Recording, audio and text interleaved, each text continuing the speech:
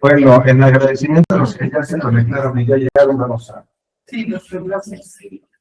Vamos. En media hora que me acabe me comienzo un decir.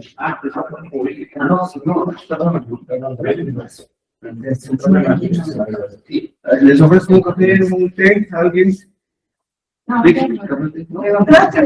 Gracias. Bueno, parte de lo que tenemos que tratar nosotros, yo he estado platicando estos días, ubicando lo que son las partes procesales. La parte medular que tenemos nosotros que comprender es qué se hace cada una de ellas. Hoy se volvió muchísimo más importante, hoy se vuelve relevante, porque nosotros fuimos inducidos para que rodear las reformas que ha habido de materia constitucional, los jueces fueran más escrupulosos. No quiere decir que hoy se estén queriendo cosas nuevas. Desgraciadamente las cosas existen, pero ni nosotros las respetamos, ni los jueces las respetan. Nosotros hemos sido, desgraciadamente, Carlos, más en una práctica que en una ley, porque yo decía que nosotros decíamos que con el código pues es y comprenderlo y luego aplicar. El problema es de que muchos de nosotros fuimos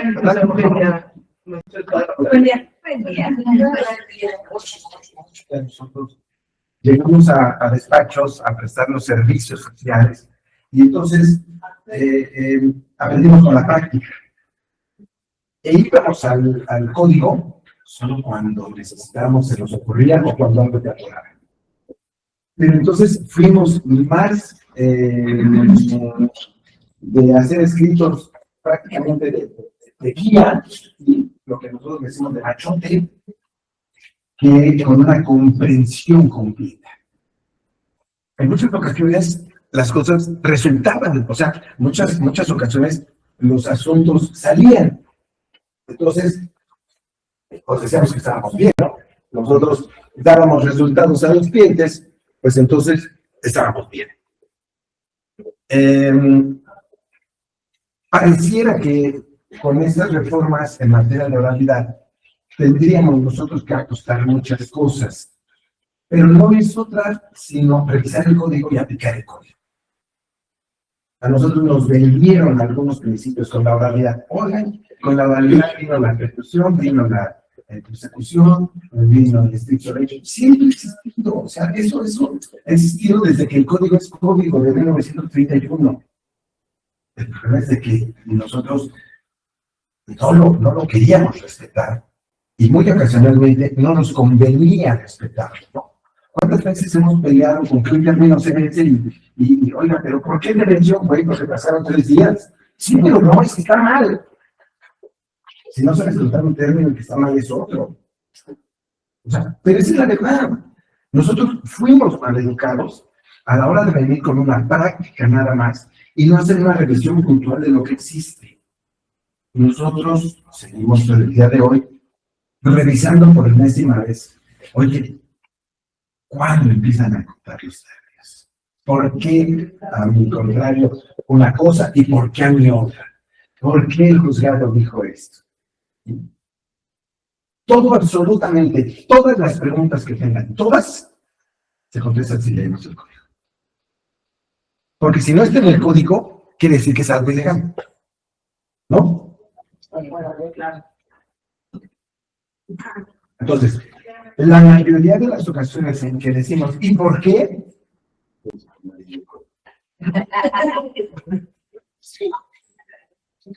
Es que la parte que corresponde a ese tópico, no lo revisé. Entonces, viene ese tipo de situaciones. Bien, ¿cuáles son las partes importantes? ¿Qué es lo importante que nosotros necesitamos entender? Hay una forma en la que se entiende el juicio ordinario civil. El juicio ordinario civil es el ejemplo de todos los juicios. Si ustedes tienen en su cabeza una fase postulatoria, una fase probatoria, una fase preconclusiva y una fase conclusiva, ese es su juicio. Y esos juicios están como ejemplo en todas partes. Ahorita se los voy a desgranar.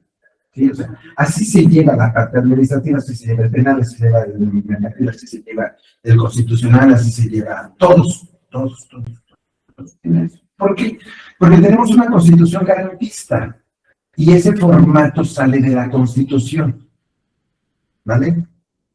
Si ustedes revisan la constitución, lo primero, el bastión primero que tenemos nosotros de la constitución es la garantía de audiencia. ¿En qué se traduce la garantía de audiencia? Te voy a hacer saber quién declara en tu contra, te voy a decir cuáles son los hechos y te voy a dar la oportunidad de decir, ¿vale? Pues entonces te hagas postulatoria, hay una demanda y hay una contestación. Entonces, yo tengo que comprender qué es lo que hago en esa etapa. Ya sea que soy quien propone, entonces tengo que elaborar una demanda que reúna los requisitos de una demanda. ¿Cómo elaboro la demanda? Aquí tengo el 235, antes tenía el 255, pero les voy a colmar con los presupuestos procesales y elementos constitutivos de la acción. Si yo conozco esto, llevo cierta mano, porque yo soy el que va a proponer. ¿Cuál es el quid? Que yo crea que tengo la razón. ¿Cómo creo que tengo la razón? Haciendo mi teoría del caso. El emitente platica su historia, con su historia reviso sus documentos, con sus documentos veo si tenemos alguna expectativa. Y esa es la forma en la que nosotros pudiéramos hacer un planteamiento para la elaboración de nuestras demandas. Entonces, yo tengo una cuestión de forma y tengo una cuestión de fondo. Y colmo ambas situaciones y elaboro mi demanda. Una vez que yo tengo mi demanda, entonces lo que voy a hacer es analizar qué es lo que dice el actor. Escucho a mi cliente para que me diga sí, no, por qué, cuándo, a qué horas, qué cosas es cierto, qué cosas no pasaron así, ¿no? Y que me traiga medios de prueba para inhibir el ejercicio de la acción. Y entonces hago valer excepciones de defensas. Hago una contestación de acuerdo a lo que mi cliente quiere, no lo que yo quiera. La demanda no es mía y yo no gano juicios y pierdo juicios, ¿vale? Tengo una corresponsabilidad, sí, pero esa es en la forma en la que yo me desarrollo en la postulación. ¿Vale? Vamos a los postulantes, me dicen, ¿cómo pierdes un juicio si no llegas a una audiencia? ¿Vale? Si se te pasa el término. Eso sí es responsabilidad tuya. Pero técnicamente, los elementos en los que voy a basar mi contestación, me los tiene que dar mi cliente. O sea, yo no estoy preocupado porque no tenga testigos. Yo no tengo testigos en el closet. Yo no tengo testigos o no estado, o sea, no, usted no tiene que tener un testigo. Ocasionalmente tenemos procedimientos en los cuales, bueno, vamos a tener unos testigos. Porque se acabó, hay procedimientos que hoy en día debemos entenderlos y ver que es insulsa esta partecita. ¿Sí? Lo que tenemos nosotros, la audiencia del 801 para los procedimientos sucesorios, que es una información testimonial que no sirve de nada.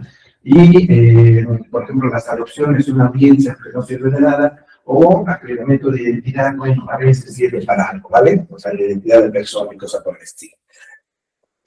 Bueno, hay medios testigos de lo que quieran, pero técnicamente los testigos son de los míos. O sea, me dicen, oye, ¿y cómo le vas a hacer? Pues tráigamelos, ¿cómo lo va a hacer con el que usted me dé? No tiene los recibos de tal vez que los pague. Houston, tenemos un problema. ¿No? Es que lo pagué y luego, es que me cambié de casa y ya no los encuentro. O sea, realmente eso es un extra de lo que nosotros tenemos básicamente. Entonces, fase postulatoria, yo tendría que saber qué es la elaboración de una demanda con todos los elementos. Una demanda, usted entra en el 235. Pero el 235, la fracción primera tiene que ver con un universo. Es un universo esa fracción primera. ¿Por qué? Porque dice juez competente. ¿Quién es el juez competente? Según materia, según territorio. ¿No? Entonces, Ayer estaba yo viendo un expediente en el que, fíjense lo que puedo yo llegar a hacer. Divorcio en Nuevo León. El juez de Nuevo León se fijan los alimentos por el juez a quien compete. Pues, si tú estás resolviendo el divorcio, te compete. A menos de que tú digas que dejas algo por una causa justificada. Pero técnicamente el juez de divorcio tiene que fijar los alimentos. ¿Por qué? Porque cuando se hizo la reforma del 3 de octubre del 2008, la propuesta de convenio que nosotros en la Ciudad de México tenemos en el 267 del Código Civil, tiene una fracción tercera que dice alimentos de los acreedores alimentistas. Entonces, el juez de divorcio tiene que fijar los alimentos de los acreedores alimentistas, ¿verdad que sí? Esa es su competencia. ¿Sí? Incidente para regular las consecuencias del divorcio en materia de alimentos. Sí, sí, eso. Pues ahí compete. Sin embargo, los abogados proponen que sea en la Ciudad de México porque dicen que es una acción personal y la van a manifestar en contra del deudor alimentario que vive en la Ciudad de México. Me dan un domicilio en la Ciudad de México. Entonces, nosotros intentamos emplazarlo porque es un juicio nuevo, intentamos emplazarlo y no lo encontramos. No lo encontramos, y de repente me dice el abogado de la señora. Él se regresó a vivir a Nuevo León.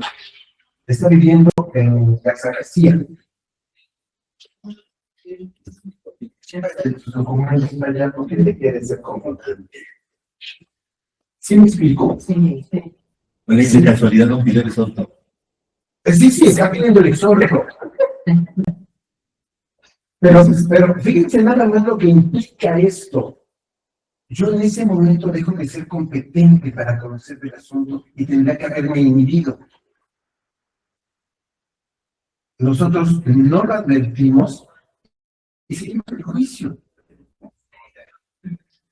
Yo tengo que dictar una resolución de manera fuera de contexto, porque realmente yo me convertí en juez incompetente, porque allá está el divorcio y allá está el demandado. Si ustedes checan el 156 de la Ciudad de México, los procedimientos civiles para el Distrito Federal, 156, fracción cuarta, dice acciones personales, domicilio del demandado. ¿Deja de ser competente? Sí, o sea, ese tipo de situaciones, por eso les digo que una fraccioncita del 255 del Distrito Federal o los 235 del Código Nacional, ese es un universo. Así de sencillo es esto. Entonces decimos, es que es muy sencillo porque vivimos en la Ciudad de México y todo lo que tenemos aquí. Sí, que ¿alguien del Estado de México? ¿Estado de México? Estado de México, Estado de México. Cancelación de pensión alimenticia. Zona metropolitana. Sí, Estado de México, pero zona metropolitana. Ok. Lo que pasa es que zona me toca incluso Puebla y un pedazo de Hidalgo. En la zona metropolitana, esa denominación para contingencia, la tenemos así. Bien, Estado de México, juez competente, domicilio del demandado. Entonces, ahí agarras primero, juez competente, vas a cancelar los alimentos, estás haciendo divorcio, ejercicio del Estado civil de las personas, sí, pero sabes que aquí no hay incidentes. Ok, es una misión. Le presentas la demanda, ¿no? Y te dice, es que vive en la Ocampa. Estamos en Cuautitlán, soy incompetente. Y te vienes para Cuautitlán y dices, no, pero ya se cambió la Ciudad de México.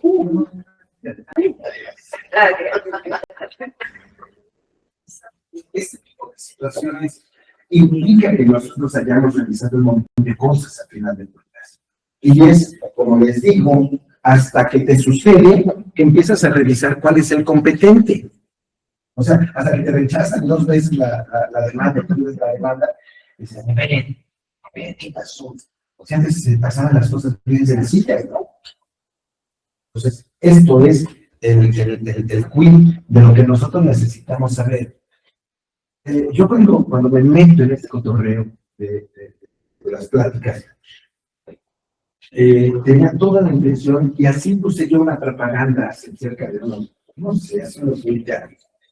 Y decía yo que la idea era que sus demandas no fueran a ser prevenidas y que sus juicios no fueran a ser rechazados y que sus defensas no fueran a dejar de ser atendidas cuando tenían razón de eso.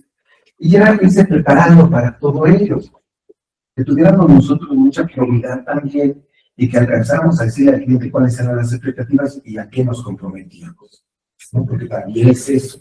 Hubo un tiempo en el que decíamos al cliente, te voy a ganar tiempo, o sea, lo único que voy a hacer por ti es ganarte tiempo en lo que tú juntas lana, porque la lana la debes, ¿no? Y entonces, bueno, le decíamos al cliente cuál era la oferta.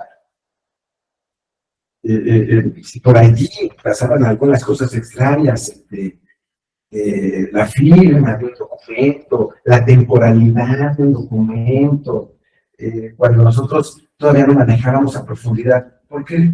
Porque esto era real, no teníamos la profundidad ni unos ni otros, o sea, ni la autoridad de nosotros para ver las prescripciones en el ejercicio de la acción o las acciones muy específicas, ¿no? Y a veces se confundían unas con otras, pero resolvíamos y ya de todas maneras no íbamos a lanzar al condenado aquel, ¿no? O no íbamos a condenar a algo. Da lo mismo si le pones tú reivindicatorios penales de posesión, interdicto de recuperar la... O sea, no sabíamos, pero hoy, mucha gente se ha dedicado a la preparación y ha sacado buenas cosas. Ha ido obligando a que le digas cuál es el ejercicio de la acción y ver los elementos reales. Porque a mí me se puso a estudiar. Lo mismo que hayamos escuelas, ya muchas, y que haya una preparación profunda, que haya un poquito más de nivel. Igual no, pero igual sí. ¿Vale? Y entonces, hay ocasiones en las que tú alcanzas a ver la demanda y dices, oye, espérame, me diga que yo me pongo a estudiar. Voy a tener que repasar mis lecciones de Civil 1, porque que hizo la demanda le atinó bien, ¿no? Y entonces voy a estudiar, y voy a sentarme con mi cliente y voy a preguntarle qué fue lo que pasó. Hay ocasiones en las que, repito, por la temporalidad, por las condiciones, por las circunstancias, por los juzgados, por el personal, por muchas cosas,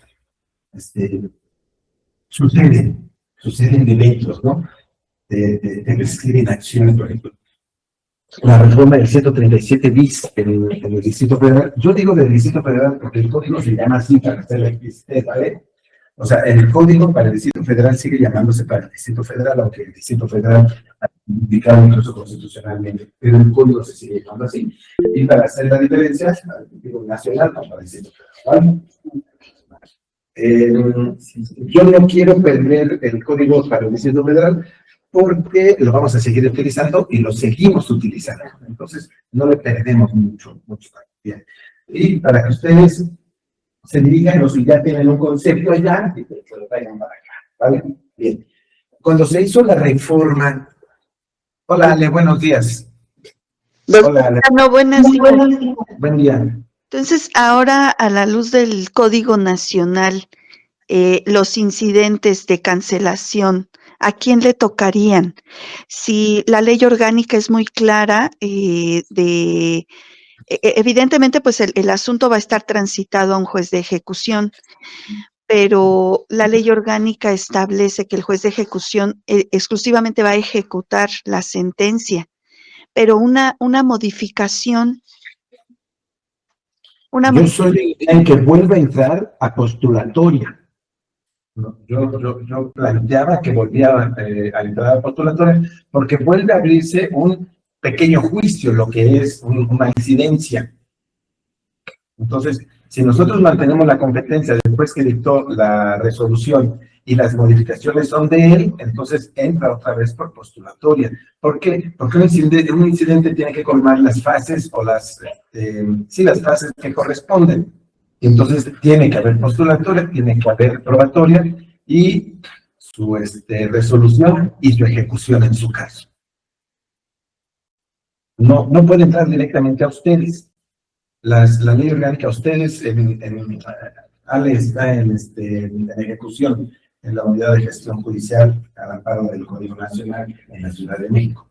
Entonces, tiene que ser otra vez una demanda como si fuera una demanda nueva, que técnicamente es una demanda de carácter incidental, ¿vale? Salvo que fuera una modificación mínima, por ejemplo, el cambio de garantía y que los dos estén de acuerdo, pues ahí sí la podríamos asumir, pero algo más donde ya haya controversia, ahí sí definitivamente por postulatoria. ¿Es así, doctor Cano? ¿Comparte este criterio? Yo veo esa exactamente.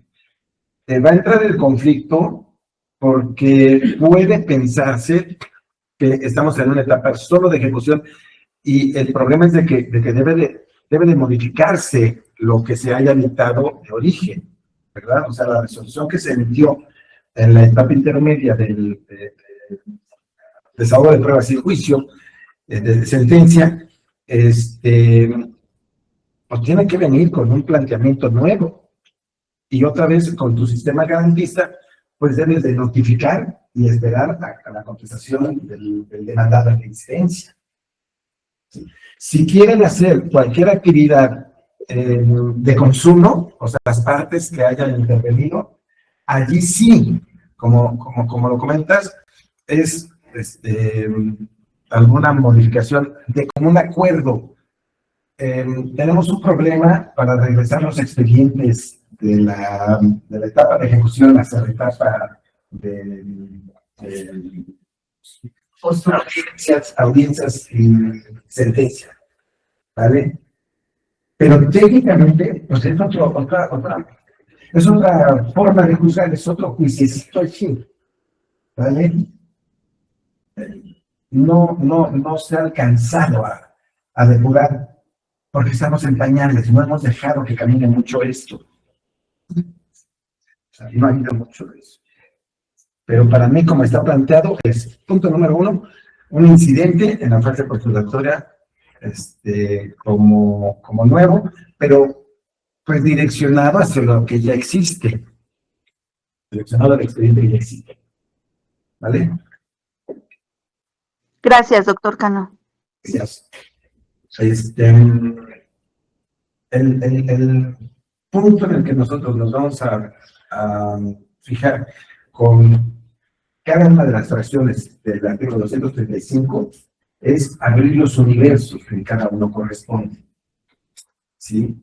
La idea es de que ustedes tengan una idea de lo que han venido haciendo en lo cotidiano y que junto con eso también alcancen a hacer la revisión con todo lo que nosotros sabemos. Ahorita vamos a ir haciendo ajustes, porque ustedes tienen una práctica, así que solo vamos a tener que ir haciendo ajustes, ¿vale? Yo hay detallitos que he trabajado y que encuentro yo fundados, encuentro atinados, pero que la gente no ha advertido y nos hemos tropezado 1000 veces y nos vamos a seguir tropezando. ¿Sí? Esto es una mala praxis, pero que hemos permitido. Y va a ser muy difícil que hoy lo cambiemos. Incluso cuando lo haces bien, se ve mal. ¿Vale? Juicio de alimentos menores de edad. El padre que los representa no pide alimentos. ¿Sí me explico? Porque si el padre que los representa pide alimentos, se convierte en actor también. Pero si el padre que los representa no pide alimentos, el papá no es actor. Los actores son los menores de edad. En el rubro va el nombre de los niños. No ponen. No. Y el día que lo pones, te dicen, oye, ¿por qué tú solicitas más? No, güey, ya no te debe de ir. ¿Sí? Pero como tenemos la mala praxis, y a todos se nos haría muy raro que el niño accionara. ¿Pero por qué es raro que el niño accione? sin migración, es derecho del niño. Y es el actor, es el actorcito. Entonces, el nombre del niño debe ir en el cabezario. ¿Cuál es la loquera? Si ustedes lo ven de una persona moral, lo ven normal. Cuando son representantes de Televisa, ¿cómo ponen? Televisa, Network, SABLSB, contra Teléfonos de México, SAB. Allí lo ven normal, o sea, de modo de que sea yo soy el representante. Güey, pues el papá es el representante del niño, o sea, todos. ¿Cómo lo vemos bien en una acción civil, como una persona moral? Pero nos cuesta trabajo verlo con un niño. Porque no estamos acostumbrados. Y les reitero, esta cosa es porque lo hemos venido haciendo así toda la vida. Cuando llegamos al despacho así de la situación laboral, un viejo, que tampoco se había puesto a estudiar y no había tenido idea de que el actor era el niño. Nunca se puso a sentar a pensar que el actor debía de ser el niño. ¿Qué pasó, Anaí? Y en el caso de los infantes, acostumbramos reservar sus nombres por cuestiones de, pues sí, de protección. Entonces, ahí estaría interesante saber cómo pondríamos un rubro, porque generalmente casi siempre concurren los progenitores custodios con los niños, ¿no? Pero si va el niño solo, representado por algunos de sus progenitores, entonces, en este caso, el rubro, tendríamos que igual reservar la identidad del infante. Lo voy a decir, pero si ustedes dicen que yo lo dije, y cuando esto está en internet, ustedes dicen mi nombre completo, lo voy a negar.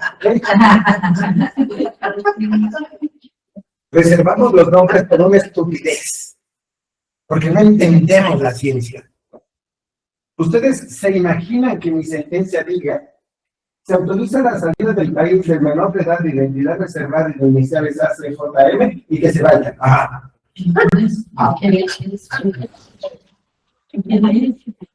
Es que en el rubro no van, pero en el cuerpo sí van, dentro de todo van los nombres. Pero porque en el rubro debe de ir, porque se la acompaña. Y en el texto debe de ir. Ok. ¿Cómo se hace la protección de los menores de edad?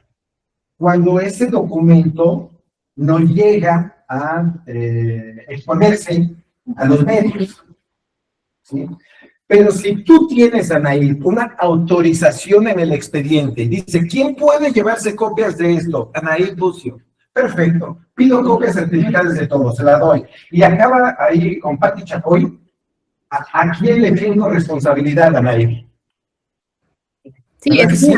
mía. En verdad que sí. Esa es la forma en la que se debe de hacer. A mí me piden, apenas nos dieron el curso para CIBEC, se llama, de versiones públicas. Nosotros publicamos versiones públicas de sentencias que haya causado ejecutores. Y entonces, allí sí testamos por completo los datos sensibles. Nombres, domicilios, cuentas. Nombres, domicilios, cuentas. Sociedad conyugal, cantidades, ¿no? Algo que puede incidir para que alguien quiera molestar a estas personas. Datos sensibles a la normatividad. Porque eso ya está abierto.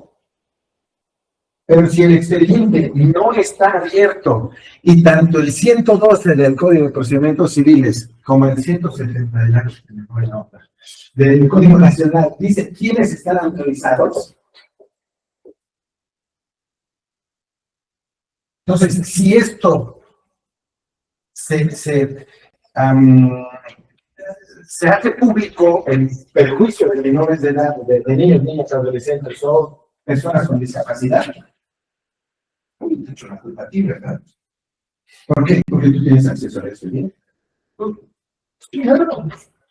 Las autorizaciones. Doctor, entonces el texto del dictamen sería el niño fulano, representado por su padre, quien acredita personalidad en términos de... Okay. ¿Y quién firma? Ese es el punto de los... No, firma el adulto. Firma el adulto, porque es el que representa. Eso es 44, 45 del Código de Procedimientos. Ahorita te doy de pilotos. Bien, nosotros todo esto lo tenemos ya muy trabajado. Todo esto lo tenemos depurado. Yo lo acabo de decir. El problema es que no lo vamos a leer, no lo hemos leído. Y como no lo hemos leído, no conozco su tratamiento. Yo incluso los acuerdos, yo acuerdo, promociones, dice, Anaí es la abogada, y entonces va a representar a Juan Pérez, ¿vale? Mi acuerdo, a pesar de que venga firmado por Anaí, porque es la autorizada en términos del 112 párrafo 4 y me exhibió copia de su cédula, entonces yo digo, a sus autos el escrito de Juan Pérez, por medio de su autorizada en los términos amplios a que se refiere el artículo 112 párrafo 4. Pero el que está promoviendo es la parte, es a quien le perjudica, y es el que le dio permiso de que ella promueva su nombre, y lo que ella hace es a su nombre de Juan Pérez. Y lo que se equivoque, lo que se transgreda, lo que haga, por eso el 112 dice, tendrá las responsabilidades de un mandatario. No dice que es mandatario. No son mandatarios. El mandato es un contrato que deriva del Código Civil. Es un contrato de mandato que se hace valer mayormente con los notarios.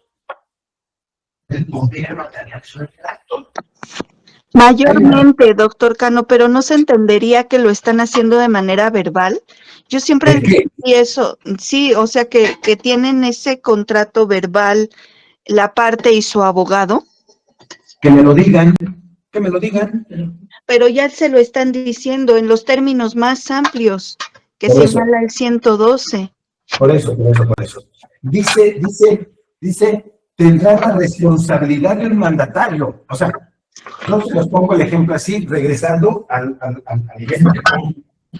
¿Sí? Tú llegas al súper y entonces dices, me da un queso manchego.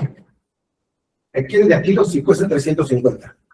Oiga, ¿y por qué se dice manchego cuesta 100? No, dice, este no es manchego, es tipo manchego. Ese no es manchego, es tipo manchego. No es manchego. Se parece.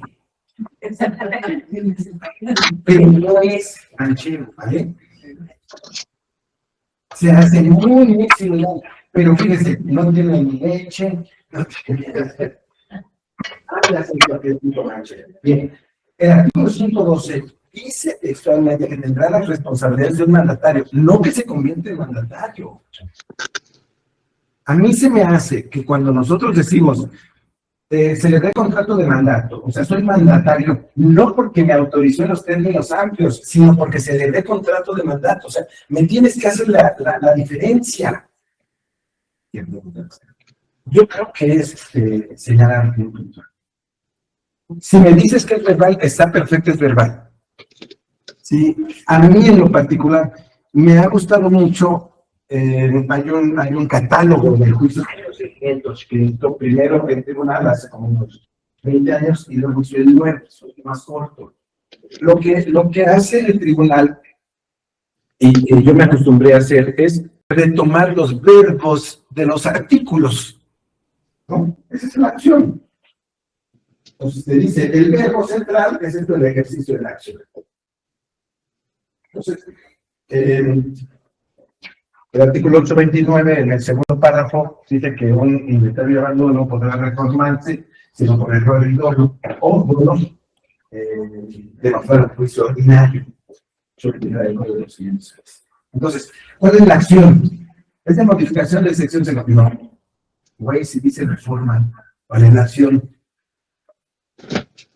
De reforma de inventario y abandono.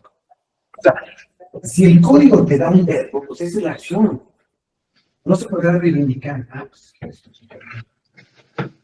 Entrega de personas. Entrega de personas.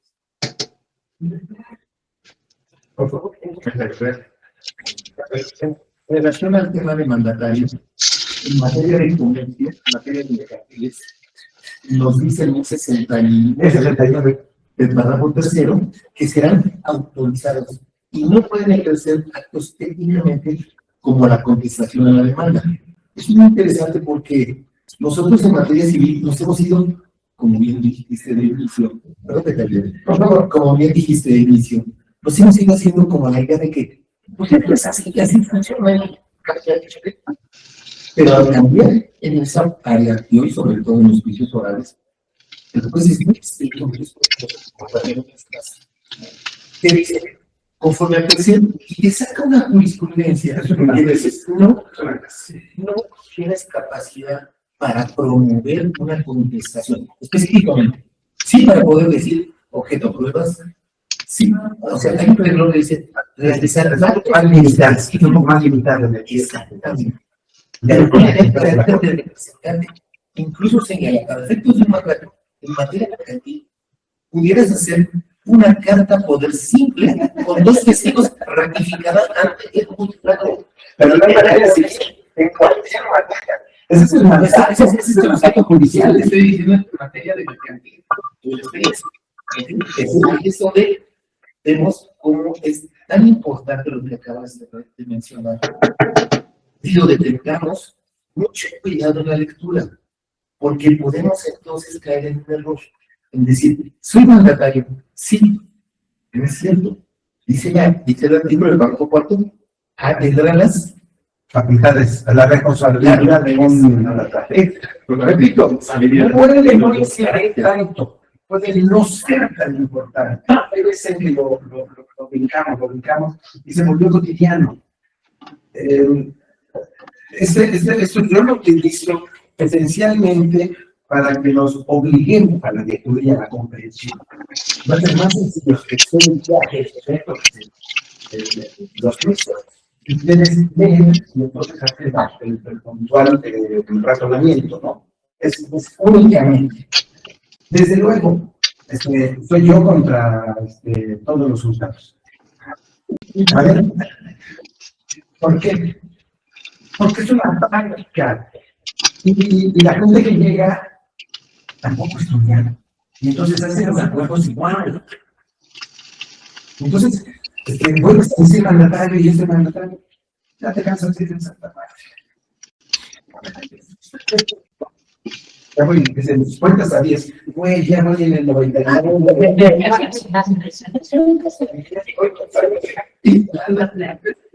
Sí, pero son situaciones. Esto únicamente es con la animosidad de que ustedes se den cuenta de lo que implica la responsabilidad de tener esto en las manos. Es real. ¿Cómo es para revisarse? La semana pasada hacemos un comentario, ¿no? De oiga, pues Código Civil con los procedimientos civiles así dejaban mucho que nosotros viajamos así. De repente nos dimos cuenta de que hay un montón de cosas. Y tuvimos que servir nuestro nivel.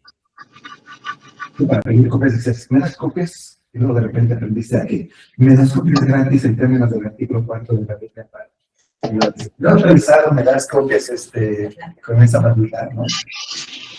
Y entonces ya te aprendes el 71 y te dices, me da copia y dígale al otro que se manifieste con respecto a la adhesión de las copias y que exhiba sus recibos. Todo eso va subiendo tu nivel. Esto es real. Nosotros, el día de hoy, nos damos cuenta que es un poquitito más complicado que antes, porque hubo gente que se puso a revisar esto y nos obliga. Nos lleva. Yo uso una frase, no sé, no, a mí se me ocurrió un día. Es decir, que yo me volví muy técnico para jugar rudo. Yo puedo jugar muy rudo para alguien. Sí, les hago un ejemplo. Espérame tantito, León. ¿Cómo estás? Buenos días. En una prevención, porque se hizo una denuncia de un procedimiento sucesorio y solo se tenía copia simple del testamento. Entonces, en la denuncia le dicen al juez, oye, pues, no tenemos nosotros el testamento en su formato que debe ser exhibido, pero esto te da idea de que existe. A mí me parece que lo puedes radicar como testamentario, girar el oficio para saber y corroborar la existencia, Pero si a ti se te da la gana de radicarlo como intestamentario, hazlo igual. Vas a girar el oficio y te vas a enterar que no se le da la gana radicar, sino que previene. La prevención no está contemplada para los procedimientos sucesorios, pero pues previene. Y entonces dice, exhíbeme el original del testamento. Entonces, te di dos opciones, José.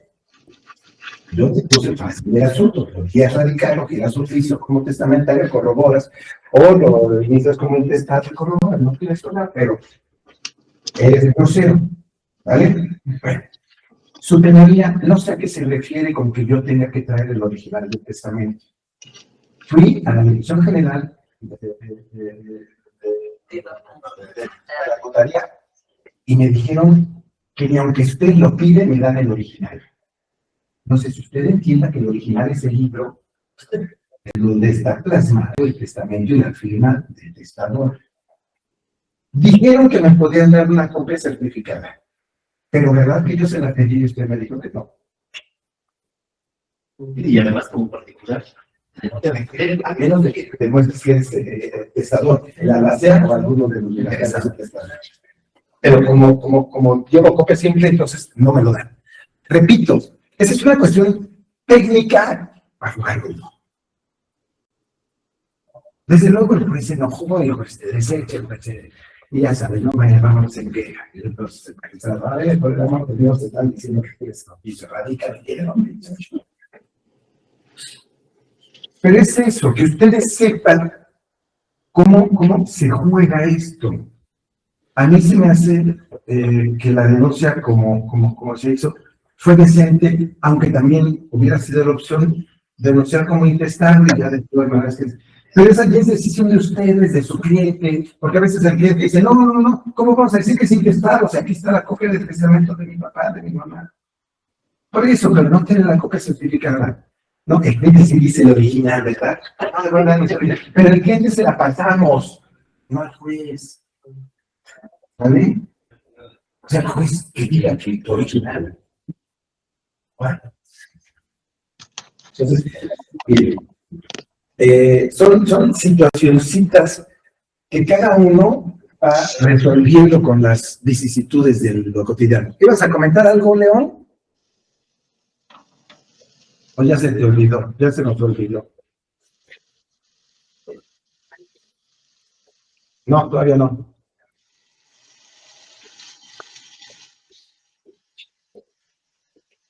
No. Pícale. Ya, le estaba yo picando en otro lado. Buenos días a todos. Buenos días.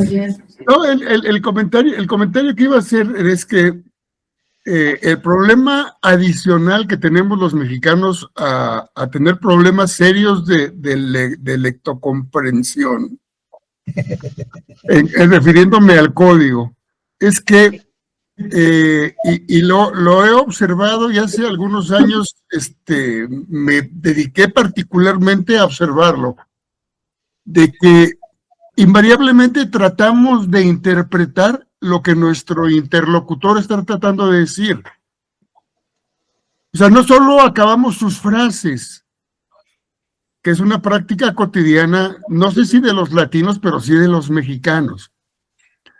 Y siempre tratamos de suponer lo que nos quiso decir. Y el problema de esto es que lo interpretamos a nuestro entorno y a nuestro conocimiento y a nuestra conformación mental, no a la de él. Entonces, eso es lo que iba a comentar. No hay manera de que tú le puedas hacer entender a una persona abogada o que no es mandatario porque lo autorizaron conforme al 112. Si de veras no hay forma. Yo tengo una persona aquí en el despacho que invariablemente se siente mandatario. Y él asegura que el artículo lo faculta como mandatario, lo hace mandatario. Pero bueno, decía mi madre que entre la discusión de San José y el burro ganó el burro. Entonces pues, ya dejé de insistir sobre eso, pero además, esto que te digo es cierto, tendría yo que buscarle lo que hice hace algunos años para poder demostrártelo, pero es real. Tratamos de interpretar lo que nuestro interlocutor nos dice. ¿Es cuánto, señor? Buenos días. Muchísimas gracias. Es esto, vaya, es complicadísimo. Y decíamos nosotros, pues, uno contra cuantos. Pero nada más es ejemplo o cierto punto vivencia para que nos demos cuenta de cómo y a dónde estamos parados. Si ustedes siguen siendo mandatarios, si se los siguen recibiendo, hay complicidades. Nos progresamos juntos. Cuando vamos de la mano y me caigo, y nos caemos juntos. ¿Quién se cayó primero? Ya no importa quién se cayó primero. Pero en la medida en que vayamos hablando el mismo idioma, podemos hacer más apoyo por todo el sistema. Yo he pensado en eso durante años.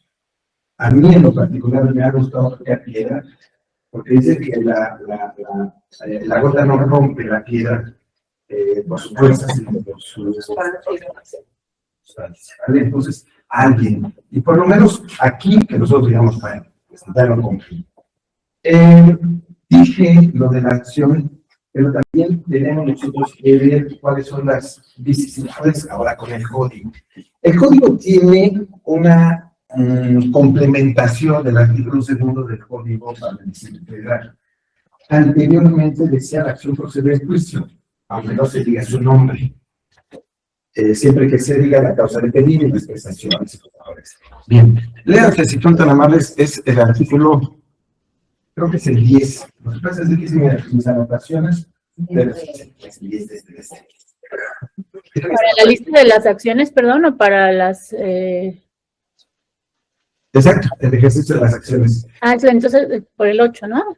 Interesante ese punto, porque viene con un complemento. Por favor, si Artículo 10. La acción procede en juicio aun cuando no se exprese su nombre o se manifieste equivocadamente, siempre que se determine con claridad la prestación que se exija de la parte demandada y el título o causa de la acción. Entonces, la autoridad está obligada a enderezar de la acción, el nombre de la acción. Si yo vengo por una vía oral civil, un nombre indicatorio, pero no traes el título de propiedad, más traes un documento, precario, traes un documento precario. Y entonces, tal vez te convenga el plenario de posesión, ¿no? Y entonces, la autoridad solo te permite. Ese es el problema. Yo estoy leyendo y estoy platicando con ustedes que la autoridad tendría que llevar a cabo una actividad diferente. No es prevenir y desechar. No es afinar tú. No. Pero es la autoridad, ¿no? Tú concursaste para ser juez, ¿verdad? ¿Que votaron por ti para que fueras juez? Soy licenciado, no. Todos los mexicanos. Todo el campo. Bueno, entonces, repito, al amparo de este artículo, la autoridad debería decir qué clase de acción es la que yo intento de acuerdo a los hechos y a las prestaciones. ¿Cómo elaboro mi demanda? En la parte siempre que se determine con claridad la prestación que se exija de la parte demandada y el título o causa de la acción, ¿a qué se refiere? A eso voy. Exactamente. ¿Cómo elaboran su demanda? Hace un tal que les decía yo, bueno, pues yo escucho a mi cliente, reviso la documentación y hago una estrategia. Ese es lo que había del caso, ¿vale? Yo sé por dónde ir, yo sé con qué cuento, sé qué es lo que pudiera yo reclamar y tener como expectativa. Mi cliente me dice, oye, es que yo quiero que salgan de la casa. Ok, ¿cómo llegaron esas personas a la casa? No, pues son mis hermanos. Ellos no tienen uso de título para proceder. No, la casa es de mi papá. Perfecto. ¿Y tu papá dónde está? No, mi papá ya murió. Ok, si son tus hermanos, ¿tendrían algún derecho? No, no tienen derecho. Ok, entonces tú eres el heredero. No, todos somos herederos. Entonces, mira que no va. Repito. Es que eso es lo que pasa con el cliente. Lo acaba de decir doctor León. O sea, cada quien entiende lo que quiere a su conveniencia. O sea, ellos no tienen derecho porque no tengo, pero si somos iguales, entonces tienen el mismo. ¿Vale? A eso yo me quería conocer. Cuando yo acabo de decir que voy por un reivindicatorio, cuarto del procedimiento civil dice que será contra el poseedor que carece de justo título y lo debe de accionar el propietario. El propietario es un propietario sin justo título. ¿Vale? Entonces esa es la característica. Justo título afuera contra posesionario que carezca de título para poseer. ¿Bien? Entonces, sí es mi ejercicio. Lo primero, ¿cómo elaboro mi demanda? Mi demanda empieza quitando la parte de menudencia, ¿no? De quién va en el rubro, de quién los nombres, la parte medular es prestaciones. ¿Qué quiero yo que suceda con este juicio? Entonces, yo me he tardado una semana en elaborar las prestaciones de un juicio. ¿Por qué? Porque yo pienso cómo quiero que se emite la sentencia. La parte medular. ¿Qué va a dictar un juez sobre mis prestaciones? ¿Qué quiero que él diga? Porque es una materia del juicio que me resuelva las prestaciones. Entonces, las tienes que ir elaborando poco a poquito y vas a salir con la guía del abogado. Bien. Tengo esta elaboración de las prestaciones y las prestaciones deben de ir sustentadas en hechos. Las prestaciones, cada prestación puede ir en uno o varios hechos, en uno o varios hechos, ¿vale? Y los hechos deben de estar soportados por uno o varios medios de prueba. Así es su demanda. Si tú tienes prestaciones, tienes hechos y tienes pruebas, aunque no digas qué clase de acción estás intentando. Porque el juez tendría que sacar de tus prestaciones y de tu documentación qué es lo más idóneo. Así de sencillo. Y en un momento dado, tendría que enderezarte si te equivocaste, porque el texto dice, aunque se diga de manera errónea. Sí, claro. ¿Cuál es la esencia de todo esto? Un día me tocó analizar constitucional y entonces veíamos por qué se insistía en que la constitución mexicana era de corte eminentemente social. Entonces veíamos artículo por artículo en qué se traducía esa partecita de corte eminentemente social que viene desde la constitución anterior, desde la que sacamos del 24. Y entonces había que entender por qué este código se dicta de esta manera, se elabora de esta manera. Hay muchas cosas que ya venimos arrastrando, hay muchas cosas que nosotros tenemos en los códigos, tanto de la Ciudad de México como de las esferas federativas, y que sacamos actualmente de la mayor fuerza. ¿Cuál es la idea? La idea es que aplicáramos la mayor justicia posible.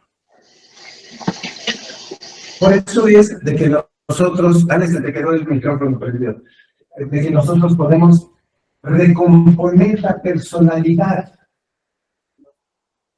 Cuando yo presento la demanda, pero mi poder no está bien, yo comparezco como apoderado de Televisa, publicaciones o publicidad, y el que está demandando es Televisa Network, dice, oye, me equivocaste de poder. Perdón, aquí se encuentra. Lo puedes enderezar. El otro se enoja y dice, oigan, me están dando chance. A ver, le desecho la demanda y en 5 días se presenta la nueva. ¿Sí me explico? Eso ya sucedía con el código en el Distrito Federal. Podías enderezar tu personalidad. ¿Para qué? Para continuar el juicio que se haga de justicia. Esa es la idea. Esto va de la mano con lo que estamos platicando. Yo me equivoco del nombre de la acción, estoy diciendo otra, pero el juez, con todo su expertise, dice, no, chato, tú debes ir por esta otra. Entonces, ok, porque va a aplicar justicia. Nosotros, a priori, debemos hacer una valoración de la demanda de los elementos constitutivos y si tienen las pruebas. A eso se refiere cuando te dicen si hiciste bien tus reclamaciones y la causa de pedir son los documentos. Es la causa de pedir. ¿Qué traes en la mano? Si yo los analizo y ahí veo cuáles son las bases para tu reclamación, entonces vamos bien. ¿Vale? Si tú me dices que tenías la posesión de la finca y que fuiste desposeído ilegítimamente y que vienes a querer recuperarla porque aquella otra persona tampoco tiene título o teniéndolo hizo uso indebido de ese título, tú tienes un interdicto de recuperar la posesión que por aquí te dan 2 años y anteriormente era un solo año en el interdicto. ¿Sí me explicó? El juez podría entonces recuperar. Oye, lo que tú me estás hablando no da para una pérdida de la carga potestad, pero sí para una suspensión. No se da en el 444, te da el 443. ¿Por qué? Porque no hay ninguna causal de lo que tú hablas, pero sí se parece a la que dice el 443. Quiere la suspensión, de la suspensión, seguimos de suspensión. ¿Vale? O sea, así debería de ser. El código te dice. La segunda parte, ¿cuál es? Nos toca pegar. Porque efectivamente la mayoría de los juzgadores se van a prevenir porque no traes completa tu demanda, porque no pueden presupuestos procesales de la acción que estás intentando, y si no lo desahogas, y si no la atinas, y si no lo dices con claridad, pudiera ser desestimar de la decisión. Pero yo creo que ese artículo va a ser muy relevante para muchas acciones. Nos tendrían que estar enderezando. Me queda claro que, en teoría, somos iguales abogados de la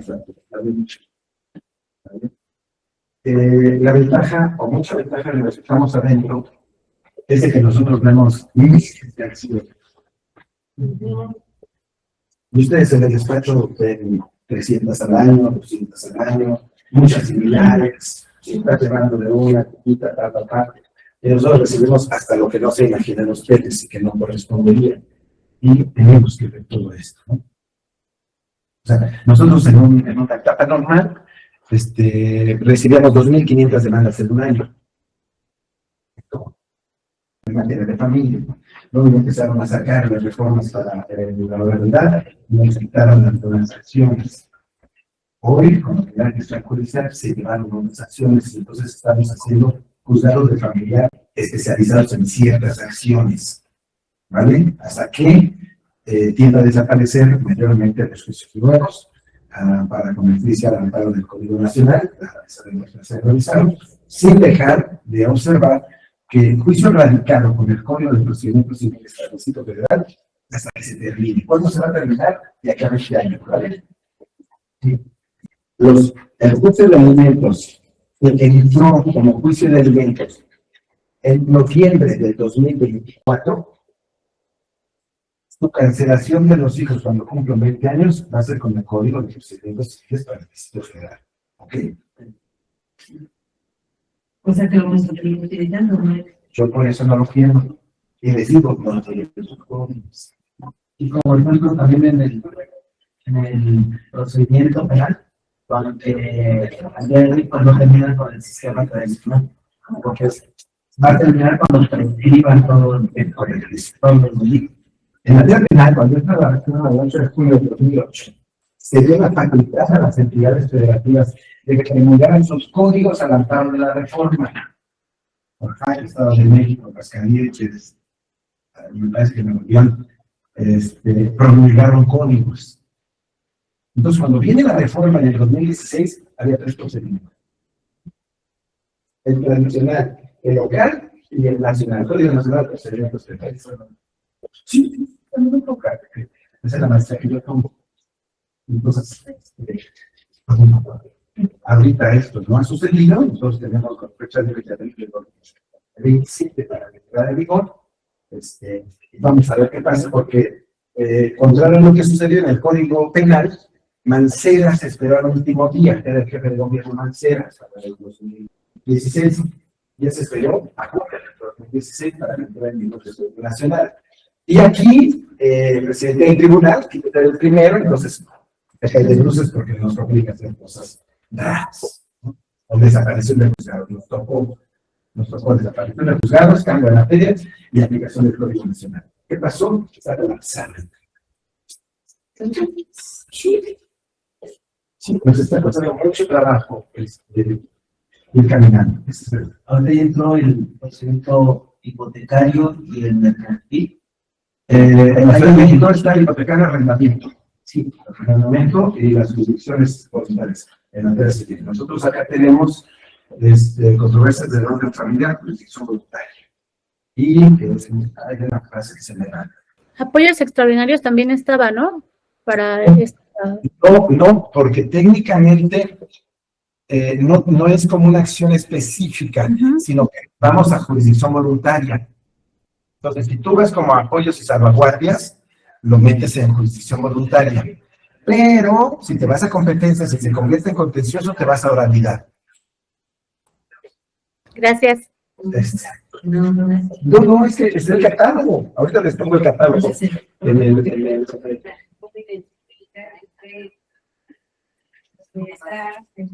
Ok.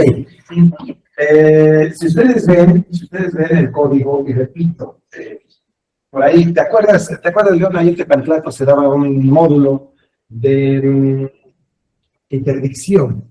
Y entonces se hablaba de la vía en la que se llevaba la interdicción. La interdicción nosotros la llevamos en jurisdicción voluntaria. Sin embargo, el 903-904 dice, el juicio se sigue en ordinario civil. El problema es que el juicio de interdicción se sigue entre el peticionario y el presunto interdicto. Ahí está el juicio ordinario civil. Claro, ya nos dimos cuenta que hay de personas con discapacidad a personas con discapacidad. Habrá el que sí puede conducirse y quiere oponerse y tiene todo el derecho de oponerse. Y está el que, desgraciadamente, pues no está en condiciones de comparecer a un juicio. Entonces, hay diferentes situaciones. Pero ahorita todavía tenemos esa contienda. Si lo metemos como jurisdicción voluntaria, el apoyos y salvaguardias, declaración de estado de discapacidad, apoyos y salvaguardias, sería la unidad de ejecución. Apoyos y salvaguardias. Hay una convención que nos obliga a que ya no podamos decir intervención y que demos la calidad de persona con discapacidad. Y demos oportunidad de ejercicio. Tendría todo el derecho de comparecer a juicio. Repito, con sus temores, pues aparecen definitivamente. ¿Vale? Ok. Espérame un momentito.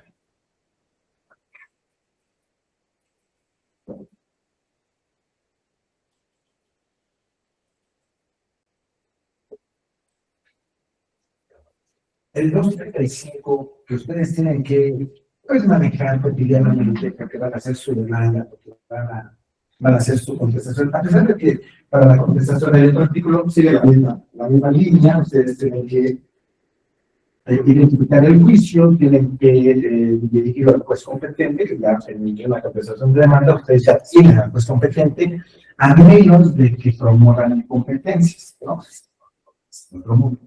Pero bueno, ustedes ya tienen pues competencia, ya tienen el número de expediente, ya tienen personalidad, ya tienen analizado eso. Los elementos de la demanda ahora tienen una pequeña variante. Cuando yo hablé del juicio ordinario civil que maneja el Código de Procedimientos Federal, están determinadas las fases muy puntuales. Presentación de demanda, hasta audiencia previa de conciliación y excepciones, que será la postulatoria, luego sale la fase probatoria, hasta el desahogo de las pruebas, luego sale la fase preconclusiva, que son y luego ya pasamos a sentencia. Eso es un juicio ordinario civil. Las variantes son antiquísimas. Yo hablé en uno de los previos que tuvimos nosotros de la reforma que se hizo al título 16 de su Código de Procedimientos Civiles. El título 16 es de 1973 o 76. Y en ese título ya venía la demanda compuesta. Desde entonces tenemos una demanda compuesta. ¿Por qué? Porque tiene una fase postulatorial con una etapa probatoria. Dice que ya sea por escrito o por comparecencia se deben ofrecer las pruebas. Yo, trabajando con ustedes desde hace mucho tiempo, les he dicho, que ofrecen sus pruebas desde el espíritu del examen. Paciencia. Esa reforma, cuando se hizo la del 91, Código de Procedimientos Civiles, que quisiera que se me haga toda la ley precisión con ese derecho, se va a demostrar el que se estima que se va a demostrar. Esta reforma es interesante porque nosotros hacemos una demanda con mucha profundidad. Yo ya digo qué quiero, yo ya digo que es abogado, ya digo que pretendo, y le digo al juez todo, así, todo lo que traigo lo traigo aquí. No me estoy ocultando nada. ¿Para qué? Para que el demandado tenga su oportunidad defensiva, no tengo problema. Que diga lo que quieren demandar. ¿Vale? Ese artículo entonces me hace la versión de que la demanda es compuesta. Porque aparte de cumplir con las partes administrativas de personalidad, capacidad, legislación, competencia, también debe ya la menudencia. La parte central de toda demanda son los medios de prueba hoy en día. Nosotros podemos decir una relatoría de hechos muy bonita, muy puntual, muy a gusto. Y sin embargo, si no tienes los medios de prueba, oye, yo pagué, pero perdí los documentos.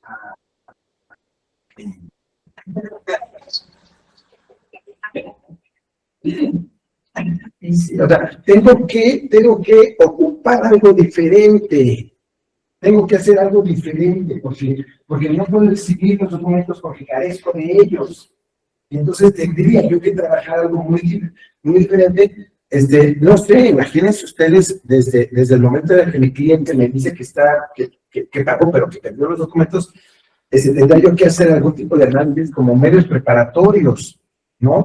O sea, la acción confesoria, cosas por el estilo, en el que yo tendría que ir a la acción judicial para que quien me pudiera reclamar, todavía no me reclaman, entonces declarara que sí recibió el pago, y cada vez girar objeto al banco, por si yo hice pagos con cheque, con transferencias y cosas por el estilo. O sea, empezar a trabajar sobre eso, porque es diferente que traiga el recibo firmado, ya no lo traen. Y esos medios de prueba, por eso son relevantes para nosotros y se pierde la parte mental. Nosotros tenemos unas premisas, esta situación, Ale y yo la manejamos, tenemos premisas de que los medios de prueba son lo que les van a dar a ustedes la razón, no. Nosotros venimos de un incidente de la identidad de persona con defecto en el emplazamiento. ¿Cuál es la causa del defecto en el emplazamiento? No me corrieron traslado con todos. No me entregaron el domicilio donde yo vivo, no es ese donde fueron a dejar los documentos. No sé. Yo reviso la razón actuarial. Listo. La mamá del buscado dice que ahí viven los dos. Destruyeme la fe pública del actuario y el dicho de tu mamá. Porque de entrada yo tengo esto, ¿verdad? El actuario tiene fe pública. Entonces, si tu mamá le digo que ahí vivías, demuéstrame con documento fehaciente que no. Oye, es que yo tengo mi INE con otro domicilio. El INE no debe ser domicilio, demuestra que se puede votar. Ocasionalmente sirve para quitar el domicilio, pero no es el domicilio. Ah, ok. Fíjese que tengo la luz de mi departamento a mi nombre. Ok, me pongo el inicio, pero tampoco debería de ser completamente. ¿Por qué? Porque puedes tener que también la luz y no vivir allí.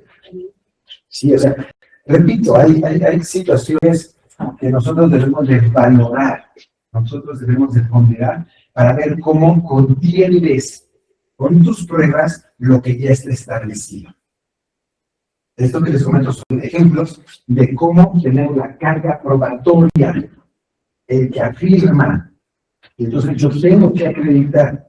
Yo digo que allí no vivo, entonces me tienes que demostrar que ahí no vives. Oiga, pero ¿cómo? Es una tuya, no mía. ¿Vale? ¿Cuál es el problema? ¿Cuál es el problema? Oiga, pero es que mi mamá la tomaron en un momento de frustración y no supo qué decir. Una consulta. Quisiera saber qué pasa en el caso que alguien recibe que hay dos codemandados, una moral y una física. La moral reconocen y reciben. La física dice ya se regresó a su país. Textual, así lo siente el actual. Y con eso dice el juez, ya no podemos emplazar. Pero en ese momento no, habría que preparar la carta probatoria. Exacto. Sí, claro, pero ni siquiera compró en su país. No, pero es obligación del actor decirme. A él le corresponde. Porque él debe darme los datos de demanda. Eso te lo agradezco. ¿Alguien usa un papel de solo tú?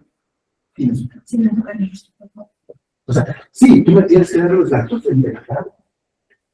No podemos empezar, efectivamente, no podemos empezar aquí. Pero dame datos para buscarlo allá. El juicio sigue vivo. Y tengo que llevar a cabo el desplazamiento. Yo creo que con tantita decencia hemos cometido infinidad de situaciones, pero kilos. Unas porque nos están viendo la cara, y otras porque vemos la cara. ¿En qué momento es cierto eso?